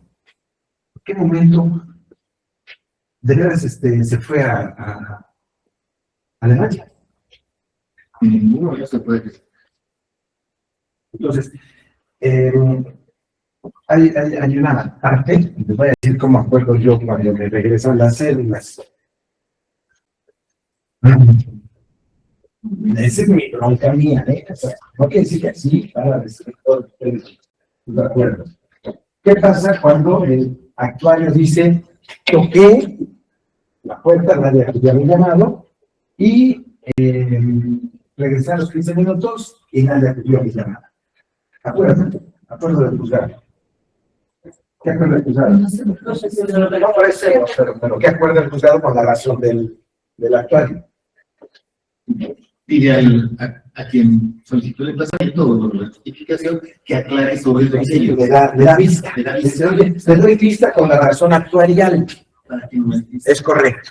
Vale. ¿Qué es lo que acuerdo yo? Habítese días y horas sin antes. Y vaya otra vez el actuario. Sin que se perforen las copias de traslado para su reutilización. O sea, ¿qué me va a decir el actor? Oye, pues, fueron en el horario en el que no está el demandado. Que se habilite días. Nos ahorramos una promoción y un... Eso es caminar para adelante. Entonces, no sé si han visto ustedes, por ahí alguien me enseñaba un acuerdo de una radicación de un amparo. Dice, notifica al tercero interesado en el domicilio señalado por el impetrante, habilitándose días y horas inhábiles para que el acuerdo vaya en cualquier horario hasta que lo notifique. Y como nosotros tenemos el 69 que dice que una vez a petición, por ahí nos tropezamos. Pero para mí, cuando va el actuario y me dice que no, pues tienes que habilitar y volver a mandar, ¿no? ¿Qué me va a decir? Que si es el domicilio. Ese es el que va a venir, pues yo la vez se va a salir. ¿Qué pasa cuando nosotros prejuzgamos con la razón? O sea, allí, cuando dice que se fue, allí sí corresponde que yo le dé vista al promoviente. Oye, le informaron a mi actuario que se había regresado a su país de origen. Oye, ¿por qué no preguntó y por qué no hizo? Pues sí, fíjate que sí, Silvia preguntó por su país de origen. Pero bueno, como es tu demandado, ojalá y tú sepas. Ojalá, porque es tu demandado. Búscalo tú. Sí, o sea, tú tienes un ejercicio de la acción, quiere decir que tuviste una relación jurídica contractual. Ojalá y sepas de dónde es el señor. Porque, como dices, de Alemania, ¿no? ¿Qué parte de Alemania? Zurich. Bueno, ¿y qué domicilio dentro de esa ciudad? Yo hice venir al director de la Universidad Alexander Goffin 2 veces la confesional. La primera no estaba llamada. Digo de Alemania. Porque regresaron. Lo mandaron allá para protegerlo, pero ya les hice emplazado. Entonces me dijo, qué pena me da que puedan ser ¿Y cuánto tiempo? Digo, ya que se fue, el otro se ha notificado y como las dos partes están en el juicio y el otro, entre comillas, está desaparecido, ¿cuánto tiempo no vamos a esperar? Entre que lo encuentran, no lo encuentran. Ok. Términos, ese es de los términos que en teoría se llaman comunes, pero no corren individuales. La moral tiene que contestar en la interna, se termina a 15, si es por 9, y se confirmó a 8. Sí, o sea, como lo que quiere, pero hasta que tú me digas si emplazamos aquí o no emplazamos. ¿Cuánto nos tratamos? Lo que sea necesario. 2 años. Es correcto. Hasta que el gobierno está Es correcto. y si no, nuestro juicio se queda para. Es correcto. Pues sí. Es correcto. Eso pasa en los de arrendamiento cuando estás buscando al fiables. Pero si tienen, bueno, no emplazamos a, digamos, a las dos partes pero tenemos a un tercero, que es el fiador, el que arrestó el nombre para que le arrendaran, podemos esperar con nosotros. Tienes que desistirte de los que no emplaces.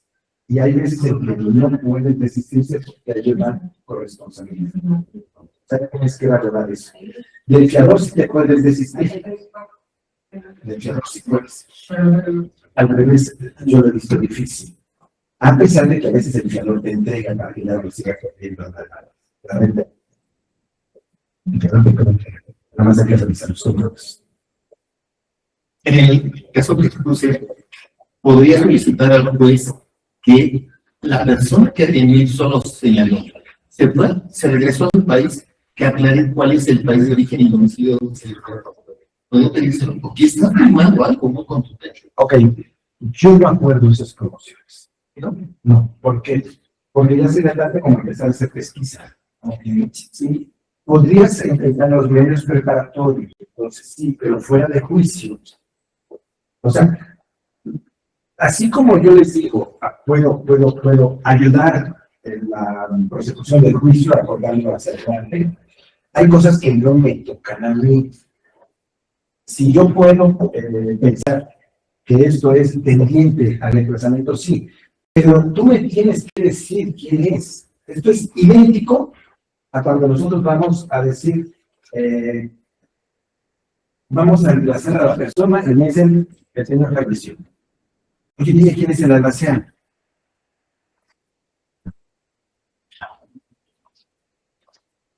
La corte ha establecido que tú me tienes que traer el nombre del almacén. Hay unas que me tocan y unas que no me tocan. Yo que tú me intentaba. Y si pues lo permite, adelante. Y si no, te pones a hablar a la embajada mexicana para ver si puede hablar a Alemania y localizar a esa persona que regresó. Porque tú me tienes que dar eso. ¿Vale? El problema se vuelve mayúsculo cuando tú me dices que quieres emplazar coreditos. Porque entonces ya no puedo emplazar coreditos porque yo sé que no vive en la entidad. Y no se dan los presupuestos del 5 de años. Porque yo voy a emplazar publicando en la República Mexicana. Pero cualquier día viene aquel amigo de Alemania y dice, pues si tengo 3 años viviendo en Alemania, ¿cómo me emplazas en México? Además que dijeron que vivía en Bellena. Ese es un problema. Porque puede venir con su dignidad diciendo, no me emplazaste en el lugar.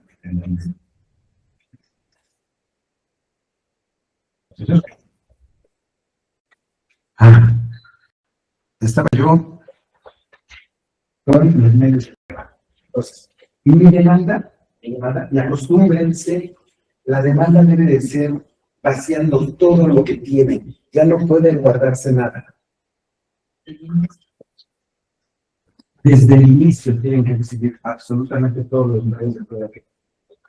Anteriormente no estábamos obligados a decir el nombre de los testigos, nos la llevábamos por ahí más o menos tranquila. Hoy en día, tanto el 255 como el 235, dice que vamos a dar nombre y domicilio de los testigos. El domicilio no es obligatorio si tú los vas a presentar. Pero si no los vas a presentar, quieres que los cite el juzgado, entonces necesitas dar el nombre y domicilio de los testigos. La demanda, hay gente que haciendo una demanda no se vuelve a parar el juicio y gana el juicio. Porque no necesitas más. Sí, claro. O sea, si nosotros trabajamos depuradamente, escrupulosamente, y hacemos ese ejercicio de escuchar a mi cliente, su versión de mi cliente, después revise puntualmente todos los documentos que tiene y yo me convenzo de que mi cliente tiene una buena idea de cuál es el ejercicio de reacción. Y a la hora en que elaboro la demanda, la voy conformando de tal manera que yo guíe al juez para que le crea la versión de un cliente. Ahí nos vemos. Yo iría a un juzgado familiar cuando todavía no habían nacido algunos de ustedes. Y entonces le decía yo a la juez, oiga, quitamos sentencia de los juicios de alimentos cuando radicamos. Está muy chavo, güey. Le digo, no, lo que pasa es que no hay defensa. O sea, ¿cuál es la defensa en un juicio de alimentos? Todos dicen, estoy al corriente. Yo siempre he pagado, me he hecho cargo, cuido y atiendo y proveo. Bueno, síguelo haciendo por mandato judicial. No te duele, ¿a qué no te duele? Hay algunos que sí les duele. A los marineros si traen pensión no los ascienden. A eso sí les duele. Algunos tienen una restricción allí y si trae pensiones no les dan sus ascensos. El marinero puede ir mejor a convivir con la dama y decir, vamos a convivir, le doy hasta un poquito más, pero me van a ascender, si trae una pensión, quítala. Entonces, esa Cuando nos toque ese tema, lo platicamos, ¿vale? Repito, cuando tú conoces la esencia, puedes atreverte a decir esta barbaridad. No, te voy a sancionar. O sea, la materia de un juicio de petición de alimentos es el quantum. Pero la sanción te la va a aplicar. No hay forma en la que te salgas. No hay forma en la que te salgas. La Pero única... muchos bailan en los trabajos, los de carritos para no se les quite, no se les quite, se les descuente. Entonces, bueno, hasta ahí, como dice usted, sí tienen, hasta cierto punto sí tienen defensa porque se andan cambiando y luego, Pero esa no es el caso del juicio. no, Esa es una la técnica de ellos, ¿no? Y bueno, si trabajaran un poquito más y se explicaran, y nos vamos hacia la vacuna de persona, la cosa de redes, tuvieran otros tipos de efectos. El registro de los deudores alimentarios. Solo si te perjudica, tanto este del 309 del Código Civil, como la de inhibir de que salgas del país, ¿a cuál de nosotros nos perjudica? Oye, no te dejo casar. Me río. Vamos a salir del país. No tengo para darle alimentos a mí.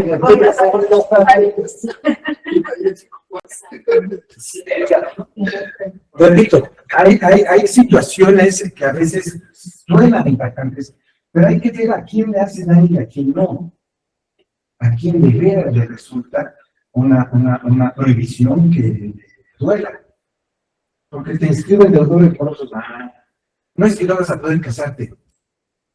Ay, voy por la cuarta mujer y todas están creyendo que las voy a mantener.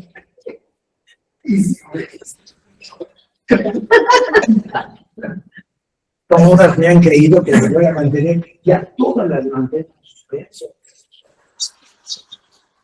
Y con todo lo malcriado. Sí, parece broma, pero sí. Y pasa muchas cosas. De veras, cuando nos toque ese tema, yo tengo por ahí un cuadrito que trabajé hace un tiempo acerca de la reducción de alimentos. Nosotros creemos que es un solo juicio. Yo he sacado alrededor de 9 juicios diferentes, ¿no? No es lo mismo de la edad, del mayor, el que se ha capacitado, el cónyuge, el excónyuge, el cónyuge, el excónyuge aislado, el cónyuge, el concubino, el cónyuge que trabaja, o sea, son presupuestos diferentes y se maneja diferente y se defienden diferente. O los alimentos mortis causa, la inofensividad de los testamentos, ¿vale? O sea, todo tiene que ver, todo es una historia diferente. Sí, hay una oportunidad, tanto de reinos como de doler, ¿no? Que te apliquen, lloras. Sí, claro, bien. El tipo de defensa, muchas gracias. El tipo de defensa que nosotros vamos a utilizar debe ser de la misma magnitud que la demanda. El tipo de defensa va de la mano con el tipo de acción. Acuérdense que este es el ejemplo más claro cuando dicen, es que robé, pero poquito. Ese es el punto. Habrá que ver cómo argumentamos nosotros y cómo hacemos la exposición. Esto va de la mano con una lectura de las ejecutoras de la corte y de libros de texto para que nosotros veamos la redacción. Yo el miércoles estaba platicando de cuándo debíamos haber empezado a investigar, cuándo se empieza a investigar. Nosotros a querer o no, somos investigadores, para que sí, con nuestro cliente, con el COVID, de repente pensas en trabajo y dices, voy a ver cuál es la acción que más corresponde, más se ajusta a mi cliente, y entonces empiezas a estudiar, a analizar, qué es lo que yo puedo ayudarle, y entonces somos investigadores. El investigador nace a los 7 años, ¿vale? Al niño le tiene que dejar que escriba un cuento, y que escriba una historia, y entonces le dicen, de lo que quieras, de duendes, de gigantes, ok, de flores, sí, escribe de flores, de qué colores, las que quieras. No, o sea, somos creadores. Cuando nosotros nos titulamos, muchos de los que nos titulamos con el trabajo terminal, fuimos investigadores. Entonces nosotros necesitaremos rescatar eso, porque el trabajo con el cliente es a veces rascarle lo que no me dice. Te lo va dando en abono la información, es canalla ¿no? Sí, cuando dice, no, es que te están poseyendo, sí, no tienen derecho, no, condenados, y se metieron, no, son mis hermanos.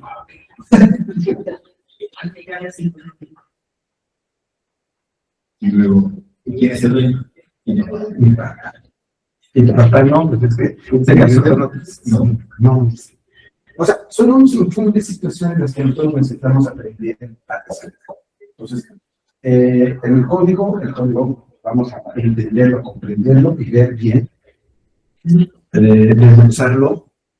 Cuando nosotros no alcanzamos a comprender, hay una exposición de motivos que a veces tampoco sirve de mucho, porque ya se imaginan quiénes son los legisladores, entonces, igual, cuando estuvieron hablando y se estuvieron faltando al respeto durante 3 meses y sacaron su reforma, ¿no?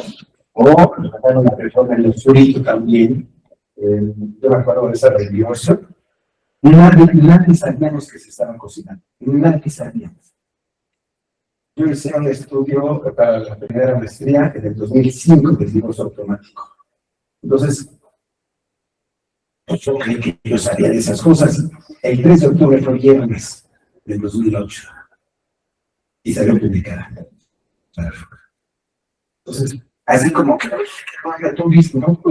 ¿Es cierto? Pues sí, está saliendo la Gaceta y el diario oficial. ¿Y ahora qué? No, pues no hay que leer. Y entonces hay una exposición de motivos, ahí se ve cuáles son los trámites, la problemática de la causal, las consecuencias, los funcionarios, la libre disposición de las personas y su desarrollo. O sea, todo eso va de la mano con que tenemos con una solicitud, ¿vale? Bien, esa es la exposición de motivos. Hay algo más atrás, el domingo, platicaba León, el diario de debates, ¿no? Cuando se empieza primero a hacer las lecturas, y entonces hay a favor y en contra, se hacen las exposiciones que cree cada uno de los legisladores, y cuáles son los atributos o los perjuicios que se van a tener con esta clase de modificación, ya sea que se tenga una nueva ley, que se califique, que se derogue, que se arroje, todo lo que sea. Para que nosotros tuviéramos una real contribución. Cuando yo les digo que había que analizar cuál fue la intención, ¿no? Para la ratio legis, la reforma, entonces, por decirlo, yo les platico de este código. El código quiere resolver lo mismo. A ver, tal que el código tiene señalado que va a ponderar el fondo sobre la forma, no solo en materia de niños y adolescentes. Va a ponderar el fondo sobre la forma, pudiendo las partes ponerse de acuerdo para proseguir un proceso a su libre albedrío, registrando. Esto es darle el Código Nacional, como los juicios arbitrales, ¿verdad? El Código de Comercio, en la segunda parte del código, tiene el juicio arbitral. De ahí se puede llegar a hacer los convenios, como nombras tú tu árbitro, los dos árbitros nombran terceros y no, para que haya como goles, ¿verdad? ¿Quién gana? ¿Cuáles son los medios de prueba? ¿Cuáles son los términos? ¿Cuáles son las circunstancias que se pueden llevar a cabo y cuáles no? Todo esto va de la mano con la solución de asuntos. Entonces, se pondera este artículo 10 que acabamos de revisar, en que el juzgado te diga cuál es la acción correcta y que se resuelvan las cuestiones. El caso concreto, la idea es esa. Yo viajo con ello, por eso hasta cierto punto me duele cuando nos previenen de más, cuando nos están desechando, cuando no hay un análisis y el juez parece que es mi enemigo y me dice, hazlo. Lo acabo de decir, cuáles sí me tocan y cuáles no. Hay unas que yo puedo, hay unas que pudiera yo llevar a cabo, pero de repente veo todo lo que ya tengo en el juzgado y entonces decido no hacerlo. ¿Sí? Imagínense ustedes, estamos hablando de muchos asuntos, pero que me sigan de repente, ¿no? Yo hablo de acciones, de demandas, juicios, pruebas y todo al mismo tiempo. Mi cerebro funciona a veces así. Imagínense ustedes que en un procedimiento sucesorio nosotros ya acreditamos que hay una finca y que la finca tiene 6 departamentos. Entonces, el albacea que le está nombrado le dice al juzgado familiar, oye, dile que te consignen las rentas en este juzgado y a percibirlos de doble cobro. ¿No? Y entonces el juzgado libra y va a citarlos y te digo, no, es una acción que no corresponde aquí. Hay un video que tenemos nosotros acerca de la acumulación de los juicios sucesorios. ¿Vale? Si ustedes lo buscan en internet, le ponen mi nombre, le ponen la acumulación, vimos esa exposición, la vamos a actualizar aquí. Acumulación. La vamos a tener aquí actualizada con el ánimo de revisar en día de hoy qué sigue diferente, qué cosa es novedoso. A mí, por ejemplo, me ha tocado resolver un juicio oral mercantil acumulado a un suceso. Entonces, todo esto, hay veces en que sí puedo yo, y la que a mí me gusta mucho decir es, no procede, pero, y te Si el juez te dice que no, pues ya sabemos más o menos que ya te dices, ya sabemos que no. Es como cuando le dices a la chica, ¿no? Pues si sale contigo, pues él no, ya lo tiene, sí, sí, él sí. Sacaste la botella. Entonces, así, pues, a todo. Una de esas se convencen y salen. Aquí, yo creo que hay cosas que sí proceden automáticamente y hay que pelearlas. Y hay cosas que te las dan, que bueno, no te las dan, y tienes que ir a otra vía, ¿verdad? Esos son acciones regulares del contrato de arrendamiento, la preparación de servicios, la que tú quieras, pero es otra vía. Eso es muy manipulable esas procedimientos. Y así muchas que nosotros tendríamos que analizar qué cosa me toca, qué cosa no me toca. ¿Vale? Hay situaciones como estas.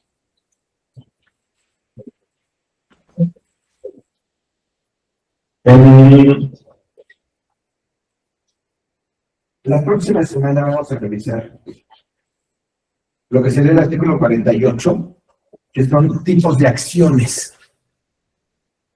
¿Cómo calificamos esta situación de las acciones contrarias, contradictorias, las que dependen unas de las otras?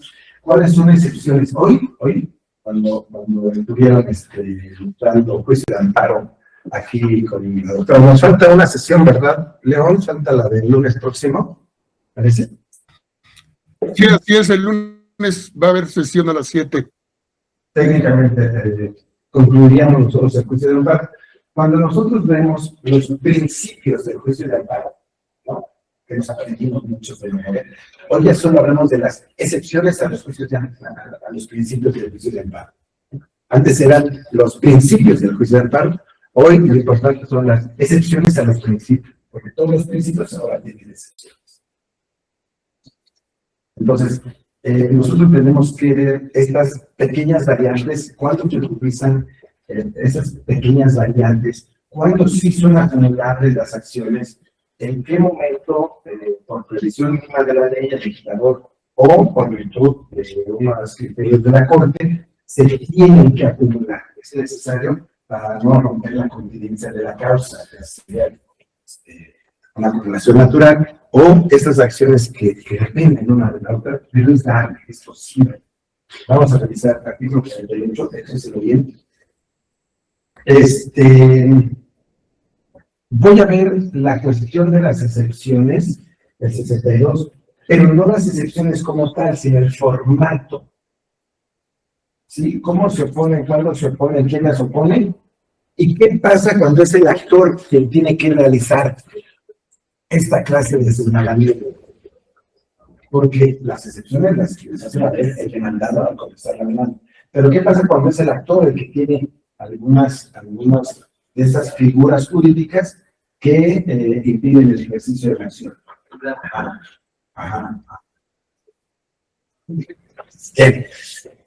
Viene el representante de Teléfonos de México, SADCB, ¿vale? Demanda. El demandado se excepciona diciendo: hay una falta de personalidad porque yo contraté con Teléfonos de México SADCB. Sociedad Anónima de la Ciudad de Red o Sociedad Anónima Bursátil de Capital Variable. No son la misma. Entonces, ahí hay eso, ¿no? Cuando es el demandado, ¿sí? Pero ¿qué pasa cuando el que contesta carece de esa legitimación? Y sucede lo mismo. Viene a contestar como demandado Radiomóvil Pinza SADCB y exhibe el contrato de Radiomóvil Pinza SAB. Entonces, cuando es el actor el que va a llevar a cabo esa clase de acciones de expresiones, ¿vale? O sea, esa es la parte importante que a nosotros nos toca. Cuando ustedes aprenden a ver esto a priori, lo primero que hacen ustedes es leer, ¿no? Entonces empiezan ustedes a volverse mañosos y buscas cositas dentro de los escritos. Cuando tú lo vas haciendo, lo revisas y dices: ya sé dónde lo fallé. O cuando tú eres el demandado y buscas, y dices: rápido, estás expresando la percepción de la caducidad de la personalidad. Tu cerebro está sexando, para ver qué es lo que vas a hacer también, ¿no? con el comentario a ese. Bien, me interesaría que vieran eso. Hablé yo sobre el 71-72. 71-72. Es importante que revisemos el 234 y me llevo al 235 y vemos el encabezado. Vemos el encabezado del 235 y ahí se hace la explicitud de que estamos nosotros empezando una etapa postulatoria, ¿verdad? En el Código de Procedimientos Civiles dice del juicio ordinario civil, 55. Aquí dice fase postulatoria. ¿Sí? Pero es un sinónimo, ¿verdad? Porque tenemos el inicio del juicio. ¿Vale? Por eso, nosotros, los que litigan, le llamamos postulantes, ¿verdad? Cuando proponen ante las autoridades, postulan ante las autoridades. Y postulan de diferentes maneras y de diferentes. Muchas gracias. Tengo.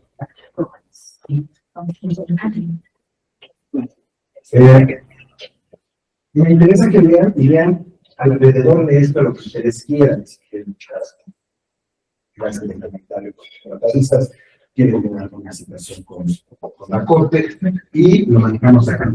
Tiene el ejemplo, me pasó en un juicio, tráiganse. No estoy de acuerdo, tráiganse. Que me gusta, que no me gusta, que qué quiero hacer, vengan y lo desmenuzamos, ¿vale? Los artículos son lo mínimo que vamos a ver. Para que ustedes también se vayan acostumbrando a ir viendo el código, cómo lo compartan y cómo va a estar dirigiendo. ¿Ok? Hasta ahorita hay algo que quieran preguntar.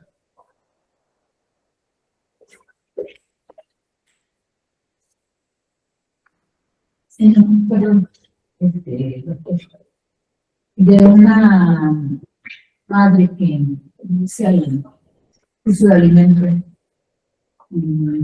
los hijos ya son mayores de edad, se tiene que solicitar el pago de alimentos de una retroactiva. Si los menores, pues, que ya son mayores, tienen más de 20 años, van a tener el derecho. Ok. Si ya no están estudiando, ya tienen la mamá les pagó la cadena, gracias al primero, todavía procede el pago de alimentos de salud. Ok. ¿Habían demandado con antelación o no? Sí, cuando eran menores de edad. Por eso. Ok. Nosotros tenemos diferentes figuras jurídicas. Tengo una pensión alimenticia fijada y se dejó de pagar. Entonces los acreedores que eran menores de edad ahora son mayores de edad. ¿Qué hago con eso? Tengo diferentes tipos de los que puedo caminar. La primera sería la ejecución de la sentencia o la ejecución de la medida provisional. Porque si ya hay una sanción de parte del juzgador, la fijación de una pensión alimenticia es una sanción. Estoy sancionando el hecho, estoy valorando los censos y los sanciones, ¿verdad? Entonces, si es una sentencia definitiva, yo voy a la vía de apremio. Entonces, de la vía de apremio está hacer parte o no se trata de ejecución de las sentencias con menos participado. Y entonces puedo cuantificar la deuda. Por decir, nunca pagó todo eso. Ya desde más de 15 años. Y pues el acreedores alimentaron, ya Repito, si es sentencia. Y si es medida provisional, es un incidente de cuantificación de pensiones alimenticias provisionales.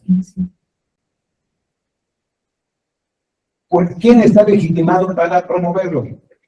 ¿Quién está legitimado para promover ese proceso? el acreedor. ¿Pero qué creen? ¿No qué creen? Al acreedor, ¿qué le deben? ¿Usted estudió o no? Entonces, ¿qué le deben a él? Me deben los preparativos de cuando era dependiente. No, pero él comió y yo. A la mamá. Ellos como tal no pueden reclamar la mamá. Porque fue lo que te sugerías. Yo le sugiero que promuevan la mamá con los hijos. Porque se puede decantar el juez por una de las dos. Para mí, a mí lo lógico es de que, yo lo acabo de decir, el actor siempre soy el menor de edad. Cuando soy mayor de edad, yo vengo a ejecutar la sentencia. ¿No? Vengo a ejecutar la medida provisional. La medida provisional es mía. Pero si alguien dice, oye, pero si tú con mi hija estás vivo, y le fueron a acusar, yo no. ¿Y por qué? Pero tú no le has dado.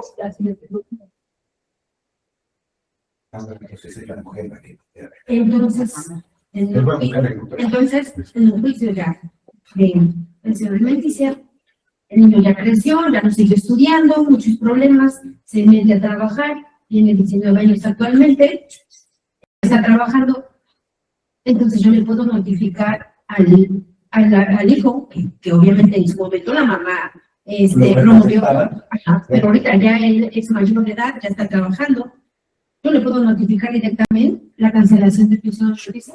Yo no le puedo. Bueno, Yo le solicita. Yo le debo solicitar. Es válido. No, es obligatorio. Ya cancelable.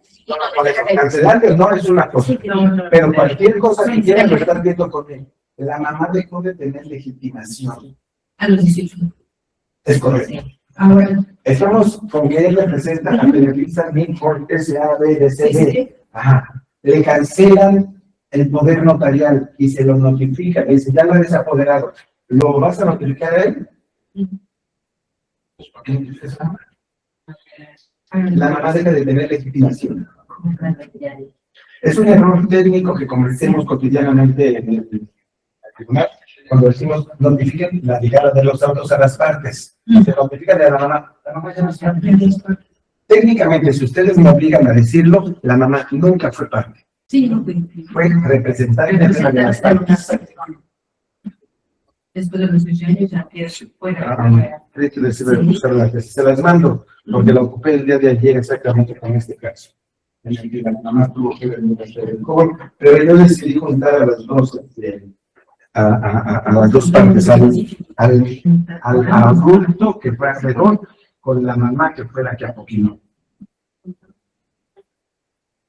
Les mando un ejecutor en chat. ¿Cómo demuestra la mamá todos los pagos con el recibo? No necesita demostrar, es carga de la prueba. Pues sí, porque como no está de No, sí, precisamente porque está la determinación. Y estoy tratándose de una sentencia. O de una medida provisional. Sí, porque está fijada. Tendrías que demostrar algo más. Si tu medida fue pequeña y tú gastaste un poco más, sería eso de demostración. Ok. La señora abandonó, el señor abandona cuando los niños tenían 11 y 13 años. Y para reclamarle, ahora tienen 27 y 29, para reclamarle las pensiones alimenticias que reclaman. Nada más lo que fue desde sus edades hasta los cumplidos de 25. ¿Y cómo lo cuantifico? Solamente usar. Ok, punto número 1. El día de hoy, modifica la Corte, tiene que ir a Corte, cotidianamente. Anteriormente decía que se tenía que demostrar que se habían generado adeudos. Tenía que ser un montón de pisos. No, ese no es un adeudo, ese es un gasto. Ajá. No, lo que hacemos será el más que pagaréis con los hermanos. Ajá. Ese es el adeudo. Con el banco. O con el banco, todo eso. Hoy dice que ya no tienes que demostrar, porque es un hecho notorio que lo gastaste. Ahí está el niño. Es un hecho notorio. Yo digo los dos conmigo, esos notorios van a necesitar. Es hecho notorio. Repito, el quantum es a veces lo que nosotros tenemos un problema. Yo he decidido que hacemos un análisis que no es como lo hacíamos antes al amparo de dividir el 100% del sector alimentario, como de acreedores, pero es muy similar. Y entonces, nosotros hacíamos una cuantificación aceptable. O sea, ¿cuánto es tu 30% para los hijos el día de hoy? ¿Tú dónde trabajas? Gano 10,000 pesos. Tu 30% para tus 2 hijos son 3,000 pesos. 3,000 pesos para atrás durante 10 años. Oigan, pero no. Defiéndete. Oigan, pero digo, estamos ahorita haciendo operaciones de una sanción de salió de 687 pesos.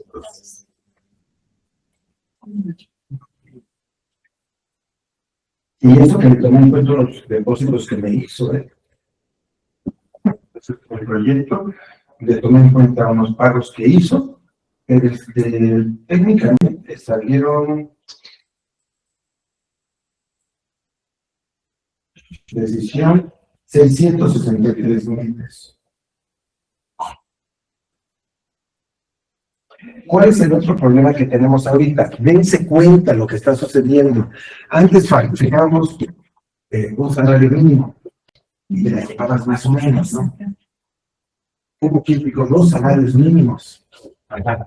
Hoy los salarios mínimos son 18,000 pesos. Y yo puedo ejercer alguna acción en contra de la mamá cuando el hijo se va a los 18 años, ya no se va responsable. Actualmente tiene 19 y ella sigue cobrando la gente. O sea, sí puedo demostrar que ya no está con ella. Si él no lo reclama, no. O se perdió. Esas prestaciones que Yo lo entendí una vez al revés, porque, a ver, resulta ser que a los 18 años, técnicamente, cambian el 311 bis, siempre el código civil, el 311 bis.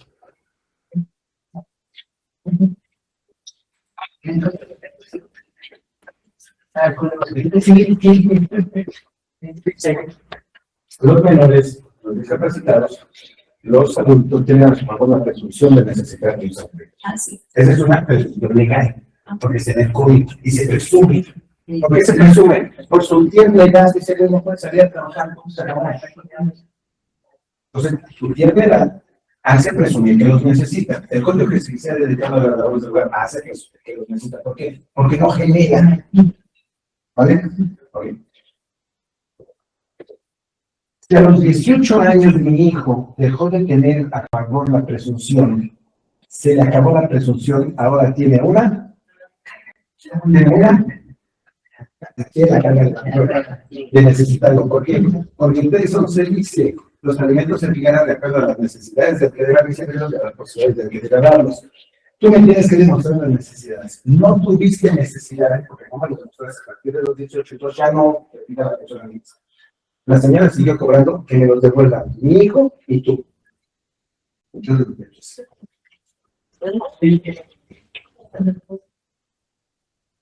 Sí, tienes que conocer esta cosita. De manejar las cargas de la prueba, de manejar las presunciones, de manejar los alimentos, de manejar la legitimación. Si el acreedor estudió hasta los 25 años. Así se la formalización de los 25 para atrás a un tiempo que se solicitó. Yo he cancelado pensiones retroactivamente. Me vienen a cobrar el día de premio al debido y les digo, acredítame que se dice su tarjeta. Tú sí, tú no. Ok, te los cancelo 18 y tú estás vigente. ¿Por qué? Porque no lo acreditaste. El problema, ¿saben qué fue? Que no apelaron esa situación. Yo quería saber qué autoridad decía sobre la corte. Pero se quedaron todos conformes. Se amuelan, punto, se acabó. La batería se está acabando. También la mía. Nos vemos también en Congreso.